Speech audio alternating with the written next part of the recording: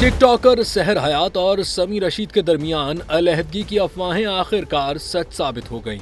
सहर ने खुद तलाक की तस्दीक कर दी है। इंस्टाग्राम पर एक मद्दाह के सवाल पर सहर हयात ने बताया कि वो और समी अब एक साथ नहीं हैं। सहर ने वाजे किया कि वो ईरा को माँ और बाप दोनों का एहतराम सिखाएंगी। साथ ये भी कहा कि ईरा की अपनी वालिद से मुलाकात पर कोई पाबंदी नहीं और न ही उन्हें किसी को रोकने का इख्तियार है। उनके मुताबिक ऐसे नाजुक मामलात कानून के तहत ही हल होने चाहिए, न कि जाती ख्वाहिशात पर। उन्होंने मद्दाहों से अपील की कि जाती मामले को मजीद मौजूए बहस न बनाया जाए और उनकी निजी जिंदगी का एहतराम किया जाए। याद रहे, दोनों ने दिसंबर 2022 में शादी की थी और उनकी एक बेटी है जो सहर के साथ रहती है। अब सहर ने तमाम क़यास आराइयों को खत्म करते हुए तलाक की तस्दीक कर दी है।